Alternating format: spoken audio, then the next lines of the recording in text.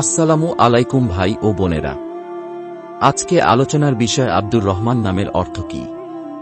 তিরমিজি হাদিসে বর্ণিত আছে যে রাসূলুল্লাহ সাল্লাল্লাহু আলাইহি ওয়াসাল্লাম ইরশাদ করেছেন, শিশুর জন্মের ৭ম দিন নবজাতকের উত্তম ও সুন্দর অর্থবোধক নাম রাখার নির্দেশ রয়েছে। এছাড়াও আবু দাউদ হাদিসে বর্ণিত রয়েছে যে রাসূলুল্লাহ সাল্লাল্লাহু আলাইহি ওয়াসাল্লাম ইরশাদ করেছেন, কিয়ামতের দিন তোমাদের নিজ নাম ও তোমাদের পিতার নামে ডাকা হবে, সুতরাং তোমরা সুন্দর নাম রাখো।